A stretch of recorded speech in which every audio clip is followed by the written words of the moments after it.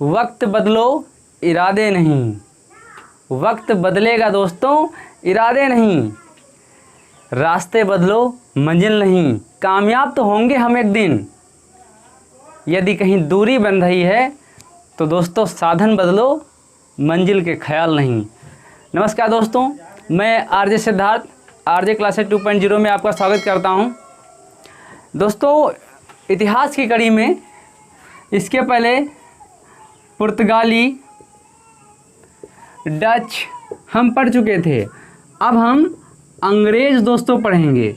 अंग्रेज़ों के बाद डेन पढ़ेंगे और फिर फ्रांसीसी पढ़ेंगे। तो दोस्तों हमारे ये 2 कंप्लीट हो चुके थे। अब बचा क्या है पढ़ने के लिए? अभी 3 और हैं, अंग्रेज़, डच, अंग्रेज़, डेन और फ्रांसीसी दोस्तों बचे हैं। तो यदि हम बात करें कि अब हम क्या पढ़ेंगे, तो दोस्तों अंग्रेज़ पढ़ेंगे। अंग्रेज़ कैसे भारत आए, कहाँ पहुँचे, अंग्रेज़ों का क्या इतिहास रहा, इस पर दोस्तों आज हम चर्चा करेंगे। आप जिस तरीके से इस बहुत एक गर्मी में हम आपके लिए एक वीडियो शूट कर रहे हैं, तो आप अपने लिए दोस्तों टाइम निकाल के सिर्फ मुझे सुन लीजिएगा, इतने बहुत कुछ है। चलिए हम समझेंगे कि हमारी मेहनत सफल हो गई। बात करें दोस्तों अंग्रेज़ों का आगमन, अंग्रेज़ों का आगमन। दोस्तों यदि आपको नोट्स बनाने में दिक्कत हो रही है तो बताना, हम यहाँ पर बोर्ड पे लिख कर आपको बता दिया करेंगे, वरना आप मुझे सुन लीजिए। मैं विश्वास दिलाता हूँ कि आपका इतिहास क्लियर हो जाएगा। जितने भी मैं विषय SST से पढ़ाऊँगा उसमें कहीं से भी दोस्तों आपको कुछ और पढ़ने की ज़रूरत नहीं है। चलिए दोस्तों बात करते हैं अंग्रेज़ों का आगमन। एक घटना होती है 1578 में दोस्तों, ध्यान से सुनेंगे। एक दोस्तों घटना होती है 1578 में। एक अंग्रेज़ अधिकारी होता है, उसका नाम होता है sir Francis Drake. Sir Francis Drake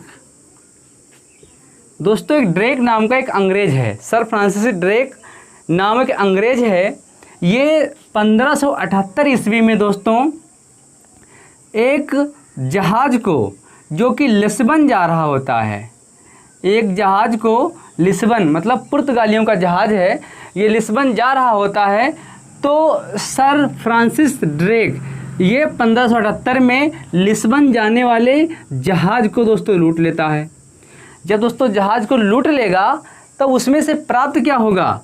उसमें से प्राप्त होंगे दोस्तों मसाले। और दोस्तों Bharat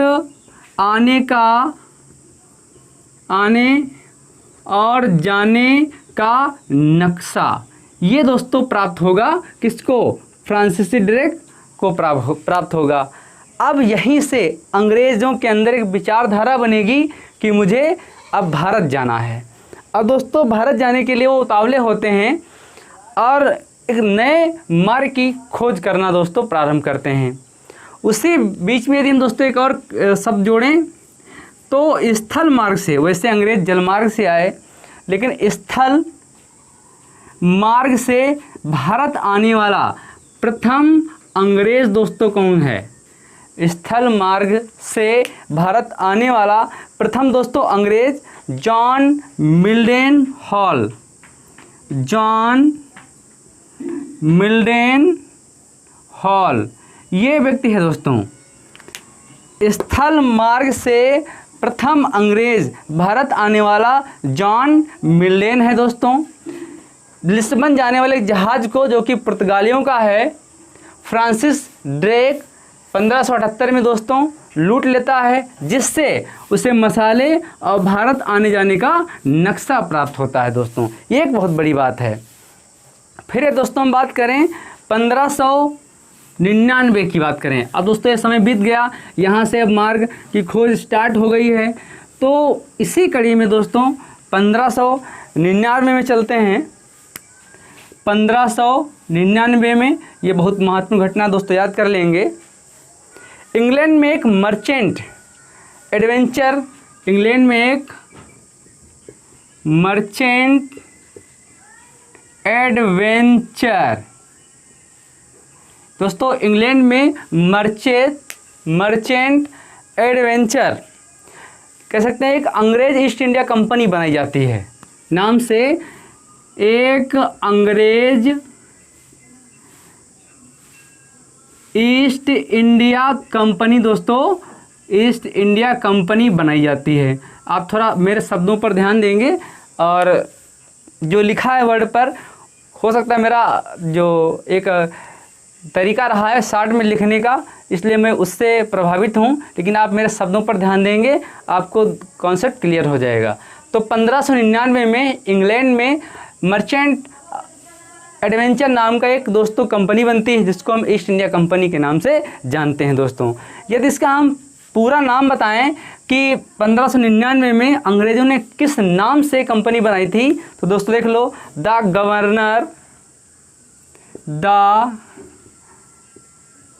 governor and company of merchant and company of merchant, the governor and company of merchant of trading into the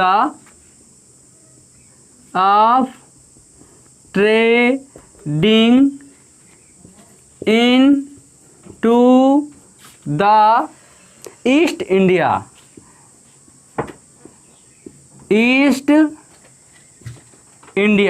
दोस्तों अंग्रेजों ने जो ईस्ट इंडिया कंपनी भारत में स्थापित की, उसका पूरा नाम ये था, the governor and company of merchant of trading into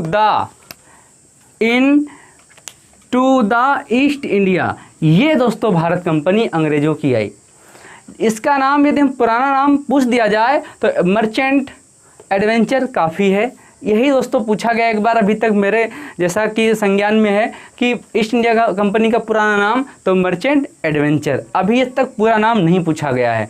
यदि कभी पूछ दिया जाए तो आप लिख लेंगे the governor and company of merchant of trading into the East India. तो आप दोस्तों लिख लेंगे ताकि आपके ज्ञान के भंडार में थोड़ा वृद्धि हो जाए और कभी पूछ दिया जाए दोस्तों तो आपको दिक्कत ना हो। तो 1599 में दोस्तों ये कंपनी बनी। इस कंपनी में 217 व्यापारी थे दोस्तों 217 व्यापारी थे दोस्तों 217 व्यापारी थे। और ये व्यापारी पैसा लगाने वाले थे, भारत आने वाले नहीं थे। ये दोस्तों पैसा लगाने वाले थे और इन्होंने पैसा भी लगाया। और इन्हीं में से रानी एलिजाबेथ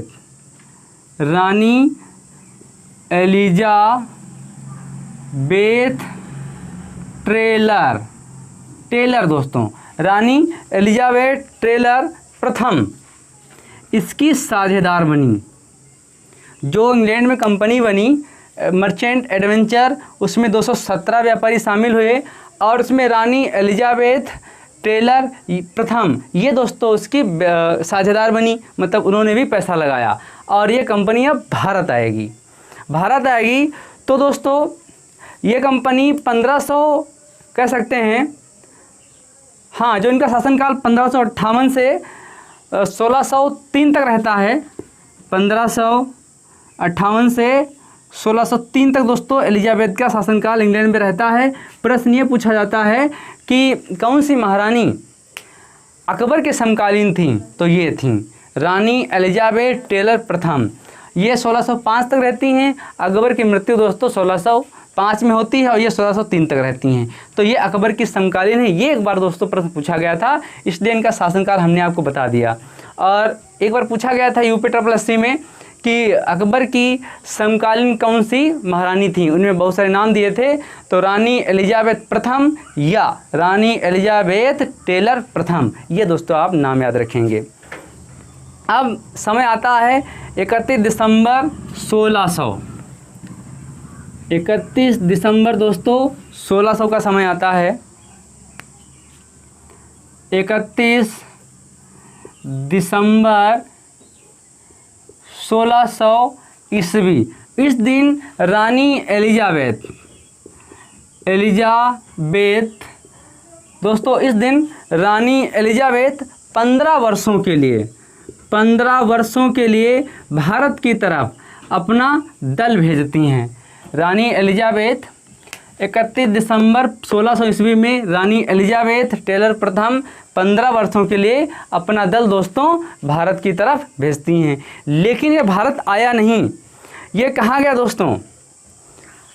ये इंडोनेशिया, सुमात्रा, मलक्का उस साइड में गया दोस्तों। बात करें जब एलिजाबेथ एक फरमान जारी करती हैं, फरमान, जब दोस्तों ये फरमान जारी करेंगी तो उस फरमान को क्या कहा गया? चार्टर एक्ट कहा गया दोस्तों। ये चार्टर एक्ट कहा गया। तो पूछा जाता है कि किस आदेशानुसार ये कंपनी 15 वर्षों के लिए भारत आई थी? तो एलिजाबेथ चार्टर या एलिजाबेथ फरमान या एलिजाबेथ अधिनियम के अनुसार ये कंपनी आई थी। फिर ये कंपनी कहाँ गई दोस्तों? तो ये सुमात्रा गई, मलक्का गई, उस पूर्वी क्षेत्र में दोस्तों ये व्यापार करती रही। सुमात्रा हो गया और इंडोनेशिया का पूरा क्षेत्र हम दोस्तों कह सकते हैं, वहाँ ये काम चलता रहा। गर्मी दोस्तों बहुत है, पसीना बहुत निकल रहा है, कोई दिक्कत नहीं, पसीना निकालेंगे तभी तो आप तक हम पहुँचा पाएंगे कुछ ना कुछ। चलिए, अब ये होता क्या है दोस्तों, जब ये आया, दल आया, तो इसमें कितने लोग थे? तो दोस्तों इसमें 26 लोग थे। 24 + 1 + 1 बराबर 26 लोग थे।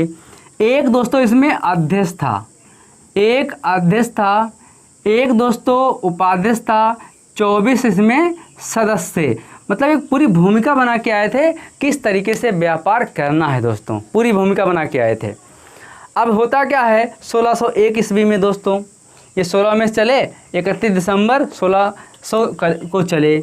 अब दोस्तों इसमें कुछ टाइम तो लगा होगा भारत आते आते। तो इंडोनेशिया जब ये पहुँचे तो वहाँ पर इंडोनेशिया या सुमात्रा तक पहुँचे तो 1601 ईस्वी में पहुँचे। प्रश्न दोस्तों पूछा जाता है कि ईस्ट इंडिया कंपनी ब्रिटेन से कब चली? तो 31 दिसंबर 1600 ईस्वी। वो पूर्वी क्षेत्र में कब पहुंची? तो दोस्तों वो 1601 में पहुंची। भारत कब पहुंची? अभी बाकी है, अभी 1-2 साल भारत नहीं आएगी, ये एक फैक्ट दोस्तों है। और हम अधिकांशतः लगा देते हैं कि 1600 में ईस्ट इंडिया कंपनी भारत आई, नहीं आई। भारत की तरफ आई, हाँ आई, लेकिन कब पहुंची? आइए 2 साल और वेट करते हैं, 3 साल। तो दोस्तों होता क्या है, जावा, सुमात्रा, इंडोनेशिया, यहाँ तक तो दोस्तों ये 1601 में पहुँच जाती है। अब टाइम बीतेगा और 1604 ईस्वी में, 1604 ईस्वी में ये कंपनी भारत दोस्तों पहुँची है। 1604 में ये कंपनी भारत पहुँची। भारत में कहाँ पहुँची दोस्तों? तो ये सूरत में पहुँची। कहाँ पहुँची? तो ये सूरत में पहुँची दोस्तों। और प्रश्न पूछा जाता है कि ईस्ट इंडिया कंपनी ने अपनी प्रथम फैक्ट्री कहाँ स्थापित की? तो सूरत, उत्तर भारत में। दक्षिण भारत में आंध्र प्रदेश मछलीपट्टनम में स्थापित की। ये दोस्तों प्रश्न बहुत ज़्यादा बार पूछा गया है। तो अंग्रेज भारत कहाँ आए सबसे पहले? तो दोस्तों सूरत में आए। इतना तो क्लियर हो गया होगा दोस्तों। अब जब ये आते हैं दोस्तों सूरत में, तो इसी समय हॉकिंस का भी आवागमन होता है, आवागमन होता है। उसकी भी तैयारी चल रही है भारत आने की। हॉकिंस की भी तैयारी अब भारत आने की दोस्तों हो गई। अब देखिए हॉकिंस कहाँ आया है? हॉकिंस दोस्तों आएगा अकबर के दरबार में। दुर्भाग्यवश बादशाह अकबर की मृत्यु हो जाती है, तब वो जहांगीर के दरबार में पहुंचता है। तो जहांगीर को दोस्तों ये लगता है कि हमारे पिता का दोस्त है, वो ज्ञान नहीं पा रहा है अभी हॉकिंस कि अकबर की मृत्यु हो गई है। वो अकबर से मिलने जाएगा और अकबर की तरीके से, क्योंकि उनकी उम्र का है, उनका दोस्तों वो इस्तकबाल करेगा। और होता क्या है, उसी समय जब सामने जहांगीर आते हैं तो ये पूरी घटना सामने आती है। तो ये लगता है जहांगीर को ये हमारे पिता का दोस्त है, इसलिए बड़े स्नेह सम्मानपूर्वक स्वागत करते हैं और अपने दरबार में रख लेते हैं दोस्तों। इसको फारसी तुर्की भाषाओं का ज्ञान था, इसलिए इनको दोस्तों अपने सलाहकार के रूप में नियुक्त करता है। साथ में दोस्तों इंग्लिश खान की उपाधि भी नवाजता है। चलिए अब हॉकिंस की बात करें, यह आवागमन इसका होता है और ये हॉकिंस जब दोस्तों आएगा राजदूत के रूप में 1608 ईस्वी में भारत पहुंचेगा। प्रश्न ये नहीं पूछा जाता है कि भारत आने वाला प्रथम अंग्रेज, हम हॉकिंस को नहीं लगाएंगे। मुगल दरबार में आने वाला प्रथम अंग्रेज तो हॉकिंस लगाएंगे। दूसरा सर टॉमस रो है दोस्तों। यदि ये बात करते हैं कि अभी मैं बताऊंगा कि यहाँ पर अंग्रेज स्पेशल कौन आया, मैं आगे जब वर्चस्व पढ़ाऊंगा तब बताऊंगा कि भारत में ऐसा कौन सा स्थान था या कौन सा व्यक्ति था जिसने कदम रखा, उस अंग्रेज का नाम मैं बताऊंगा। थोड़ा धैर्य रखे रहिए दोस्तों। चलिए तो हॉकिंस आते हैं भारत 1608 ईस्वी में। तो जेम्स प्रथम ये इंग्लैंड का राजा है और ये इनको राजदूत के रूप में हॉकिंस को 1608 में भेजता है। जहांगीर के दरबार में पहुँचे वो दोस्तों। जब पहुँचे तो वहाँ लगा, इनको मालूम हुआ हॉकिंस को कि अब तो अकबर की मृत्यु हो गई है। तो इनको बड़ा अजीब सा लगता है कि हम कहाँ आ गए, हमारी बात सुनी जाएगी कि नहीं सुनी जाएगी। चलिए कोई बात नहीं। जब ये पहुँचते हैं दोस्तों, जहांगीर के शासनकाल में इनका बहुत बड़ा स्वागत होता है, लेकिन जो पुर्तगाली हैं वो बर्दाश्त नहीं करते हैं, क्योंकि वो बर्दाश्त नहीं करते हैं और इनको वहाँ से निकलवा के तभी दम लेते हैं। वो आए दिन बादशाह को भरते हैं और बादशाह के खिलाफ बताते हैं कि ये षड्यंत्र रचने आया है। इससे बादशाह के कान खड़े होते हैं। और बादशाह भी उस समय, जहांगीर बहुत बड़ा नशेड़ी था, तंबाकू, चरस, अफीम का बहुत शौकीन था, लेकिन जहांगीर दोस्तों चित्रकला का बहुत शौकीन था। जहांगीर की पत्नी बहुत खूबसूरत थी, महरुन्निसा।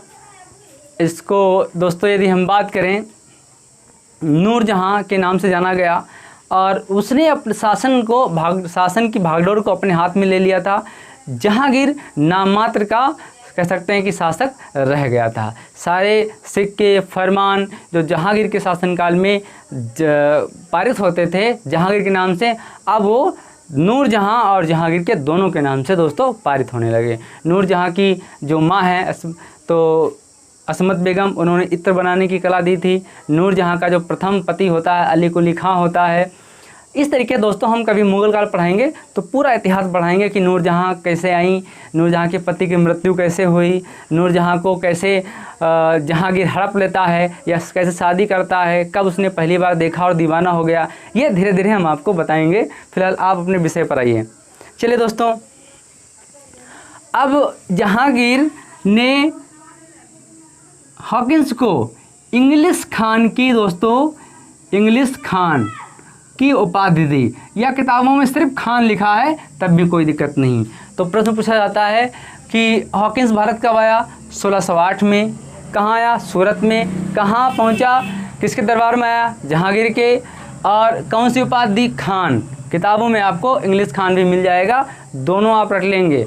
खान के इंग्लिश खान एक बार पूछा गया इसलिए हमने आपको इंग्लिश में बता दिया, वरना किताबों में आपको दोस्तों खान ही मिलेगा। चलिए अब इसके सम्मान में 400 मनसबदार का पद भी जहांगीर हॉकिंस को प्रदान करता है। अब तो ये अधिकारी हो गया। अब दोस्तों अधिकारी हो गया, लेकिन बहुत प्रयास करने के बावजूद भी हॉकिंस भारत में फैक्ट्री स्थापित करने की अनुमति प्राप्त नहीं कर पाता है, क्योंकि पुर्तगाली पहले से व्याप्त हैं। पुर्तगाली जहांगीर के समय में है, जहांगीर के दरबार में है, तो जहांगीर पुर्तगालियों की सुन रहा है। इससे जहांगीर को बहुत बड़ा झटका लगता है।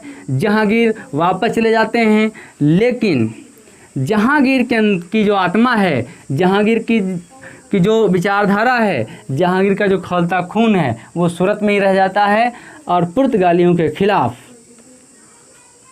वो बदला लेने के लिए रणनीति बनाना शुरू कर देता है दोस्तों। फिर यदि हम बात करें,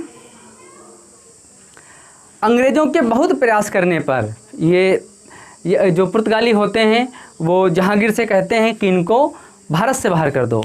फिर अंग्रेज़ जो उस समय नए नए आए हैं, व्यापार करने के लिए आए हैं, वो बहुत प्रयास करते हैं जहांगीर के से अपने प्रस्ताव रखते हैं, बहुत खुशामद करते हैं। फिर जहांगीर उनको सूरत में रहने की अनुमति प्रदान दोस्तों कर देता है। अब हॉकिंस तो चला गया दोस्तों, बदला लेने की सोच रहा था, चला गया। 1612 की दोस्तों घटना याद आ रही है। 1612 ईस्वी में 1612 ईस्वी में दोस्तों जब कैप्टन बेस्ट समुद्री मार्ग, कैप्टन बेस्ट 1612 में कैप्टन बेस्ट ये समुद्री मार्ग में पुर्तगालियों को दोस्तों हरा देता है। पुर्तगालियों को हरा देता है कैप्टन बेस्ट 1612 ईस्वी में पहली बार पुर्तगालियों को समुद्र में या समुद्री युद्ध में हरा देता है। यहीं से पुर्तगालियों की जो नींव है वो कमज़ोर पड़ जाती है। अब अंग्रेज़ों का वहीं पर दोस्तों वर्चस्व शुरू हो जाता है। अब यदि बात करें कि यहीं पर सूरत में ही, गुजरात में ही अंग्रेज़ अपनी कंपनी स्थापित कर लेते हैं। अंग्रेज़ अपनी कंपनी स्थापित दोस्तों कर लेंगे। अब उनको यहाँ पर कंपनी स्थापित करने की ज़रूरत होती है। अब यहाँ पर आंध्र प्रदेश मसूलीपट्टनम, आंध्र प्रदेश में मसूलीपट्टनम में दोस्तों अपनी फैक्ट्री स्थापित करते हैं। तो अंग्रेज़ों की जो प्रथम फैक्ट्री होती है उत्तर भारत में तो वो सूरत में है। अंग्रेज़ों की प्रथम फैक्ट्री जो दक्षिण भारत में है वो मसूलीपट्टनम और आंध्र प्रदेश में दोस्तों है। चलिए फिर आगे हम बात करते हैं। तो 18 सितंबर 1615 सॉरी 18 सितंबर 1615 18 सितंबर 1615 को सर टॉमस रो भारत की तरफ चलता है, या कह सकते हैं कि भारत पहुंचता है 18 सितंबर 1615 को। ये भी दोस्तों सूरत पहुंचता है। सूरत पहुंचने के बाद फिर ये 2-3 साल भारत में रहता है, 2-3 साल रहेगा। तो कह सकते हैं कि 1616 से 1618 तक ये दोस्तों रहेगा, भारत में रहेगा, सूरत में रहेगा, सर टॉमस रो रहेगा। दूसरा अंग्रेज है जिसको जेम्स प्रथम ने भेजा है, दूसरा अंग्रेज या दूसरा राजदूत है जो मुगल दरबार में जाएगा। तो प्रथम राजदूत कौन था दोस्तों? हॉकिंस। दूसरा सर टॉमस रो है जो कि दरबार में जाता है, वहाँ फैक्ट्री स्थापित करने की, व्यापार करने की अनुमति प्राप्त करता है। इस पर जहांगीर की दरिया दिली होती है, बरसात, रहमत की बरसात होती है और ये यहाँ अपनी फैक्ट्री स्थापित कर देता है दोस्तों, व्यापार यहीं से प्रारंभ कर देता है। चलिए आगे बात करते हैं। तो कह सकते हैं 1618 में इसने पहली फैक्ट्री यहाँ पर स्थापित की थी। एक ये भी घटना सामने आती है। 1619 में, अब 1619 में सर टॉमस रो इंग्लैंड वापस चला जाता है। ये घटना याद रखेंगे दोस्तों। कब आया? 18 सितंबर 1615 में। उसके बाद 1 साल रहा, 1615 से 1616 से 18 तक ये जहांगीर के दरबार में रहा और 1619 में ये वापस चला गया। और ये ऐसा व्यक्ति है जो जहांगीर, जो दोस्तों जहांगीर उर्फ सलीम से अनुमति प्राप्त करता है। अनुमति प्राप्त करता है कौन?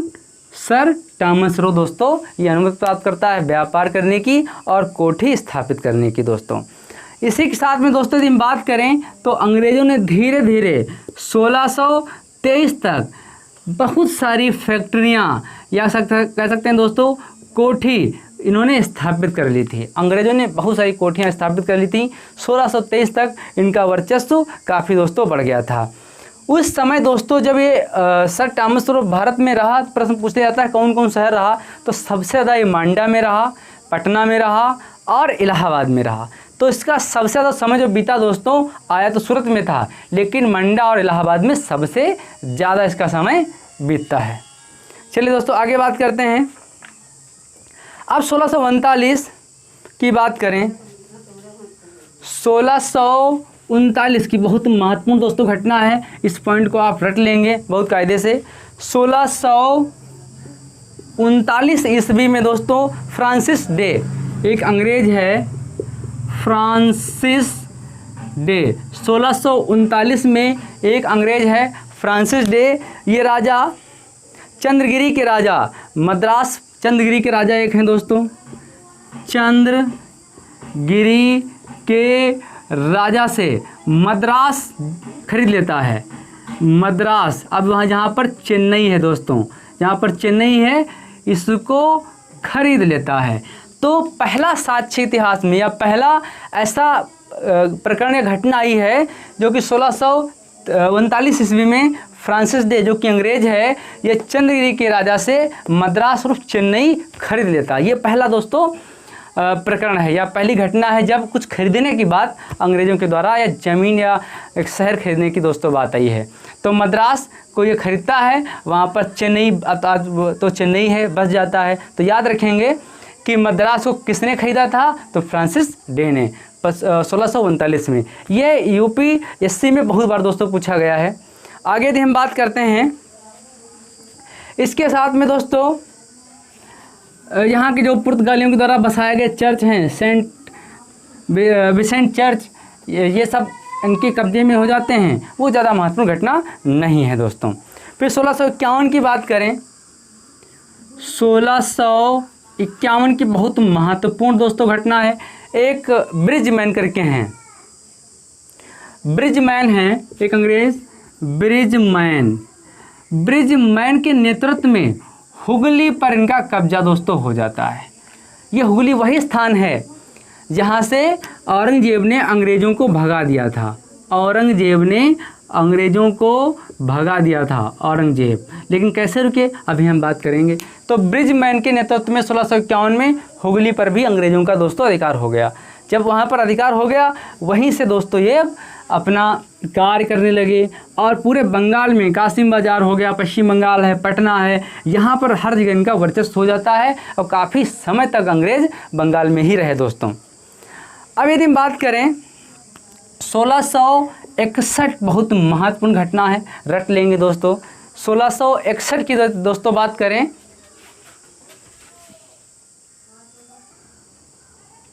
दोस्तों 1661 में एक महत्वपूर्ण घटना होती है।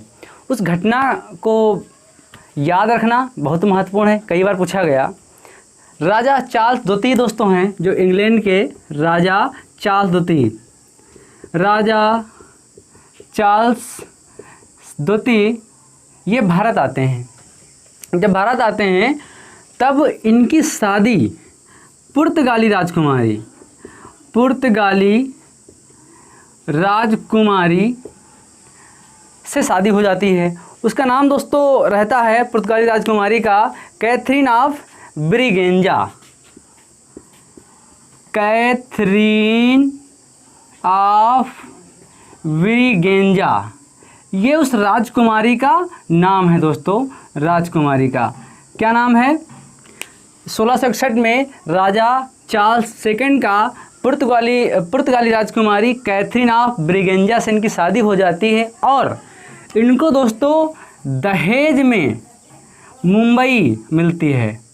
इनको दहेज में मुंबई मिलती है और इन्होंने 1668 ईस्वी में दोस्तों 1668 ईस्वी में मुंबई को 10,000 पाउंड पर कंपनी को किराए पर दे देते हैं दोस्तों। कंपनी को किराए पर दे देते हैं।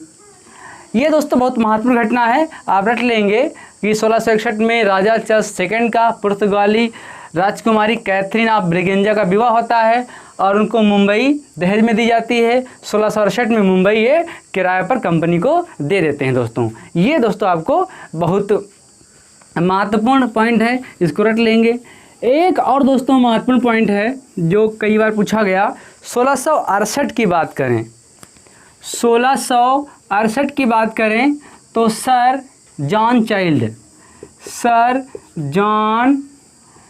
चाइल्ड इन्होंने दोस्तों हज करने जाने वाले व्यक्तियों को, जो दोस्तों हज जा रहे थे, हज करने, एक धार्मिक स्थान है इस्लाम का मक्का मदीना में अरब में, तो दोस्तों हज करने जो लोग जा रहे थे उनको हुगली नदी पर जो बंगाल में है, पश्चिम बंगाल खाड़ी में है, हुगली नदी पर सर जॉन चाइल्ड ने लूट लिया।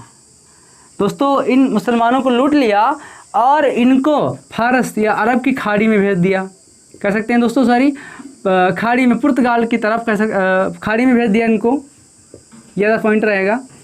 और वहाँ पर महिला, पुरुष, जवान, बूढ़े सारे व्यक्ति थे और उनको गुलामी करने के लिए दोस्तों भेज दिया। इसकी भनक उस समय के बादशाह औरंगजेब को लगती है, उस समय की भयानक औरंगजेब को लगती है। ये एकदम बौखला जाता है। और वैसे भी शरीयत के अनुसार शासन करने वाला और बहुत ही तेज़ तर्रार, इसको मूर्ति भंजक के नाम से जाना जाता है।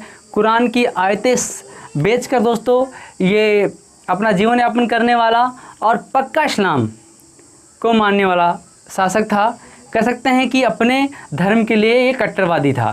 साथ में दोस्तों ऐसा व्यक्ति जिसने सार्वजनिक स्थानों पर संगीत, मादक पदार्थों पर रोक लगा दी थी और खुद ये बीड़ा बहुत अच्छी तरीके से बजाता था। चलिए वो फिर कभी हम बात करेंगे। अपने पिता को उसने कैद करवा दिया था, औरंगजेब ने शाहजहाँ को, ये फिर हम कभी बात करेंगे।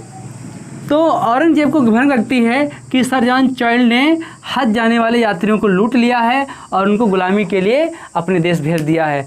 ऐसी स्थितियों में दोस्तों औरंगजेब बदला लेने के लिए निकलता है हुगली से, कह सकते हैं हुगली से, दक्षिण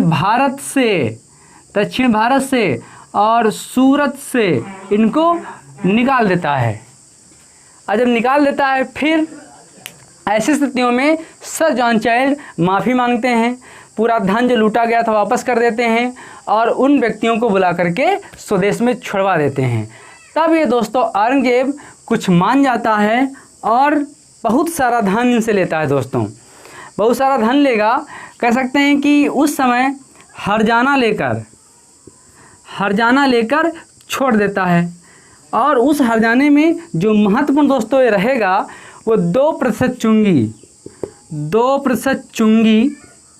और 2.5% जजिया, 1.5% जजिया कर ये लागू कर देता है। जजिया वह कर है जो गैर मुस्लिमों से लिया जाता था, चुंगी व्यापारिक कर है, ये औरंगजेब लगा देता है और लूट का हर्जाना या जो अपनी सेना में जितना उसने पैसा खर्च किया था युद्ध करने में उन सब का हर्जाना लेता है और पुनः इनको दोस्तों भारत में व्यापार करने की अनुमति दे देता है। दोस्तों अब यदि आगे दोस्तों बात करेंगे, आज के लिए दोस्तों इतना ही। अंग्रेज़ कैसे भारत आए, कौन कौन यहाँ पर इन्होंने कार्य किए, कैसे फैक्ट्री स्थापित की, हमने दोस्तों आपको बता दिया है। आप वीडियो देख करके 2-3 बार दोस्तों देख लेंगे। यदि आपको लगेगा कि थोड़ा याद करने में दिक्कत है तो हम इसको रिवीजन भी यहीं पर 5 मिनट में करवा दिया करेंगे। अगली बार दोस्तों हम पढ़ेंगे बंगाल में अंग्रेज़ों का विस्तार। जो अगला पॉइंट रहेगा वो बंगाल में अंग्रेज़ों का विस्तार। दोस्तों जो मैं इस बोर्ड पर पढ़ाऊँगा वो आपको डिस्क्रिप्टिव और पूरा सब्जेक्ट मिलेगा एक तरफ से, उसमें कहीं से भी कोई गुंजाइश नहीं रहेगी किसी भी टॉपिक्स को छोड़ने की। इसके साथ में मैंने एक और पहल स्टार्ट की है आपके रिवीजन के लिए। तो उसमें दोस्तों विज्ञान जो मैं रिवीजन करवा रहा हूँ वो PDF के माध्यम से आप तक पहुँच गई होगी दोस्तों। और यदि मैं कोई फास्ट रिवीजन कराऊँगा तो वो PDF के माध्यम से होगी, और यदि कोई सब्जेक्ट लेके मैं यहाँ पर चलूँगा तो वो दोस्तों पूरा डिस्क्रिप्टिव और इस बोर्ड पर आपको मिलेगा। दोस्तों धन्यवाद, नमस्कार।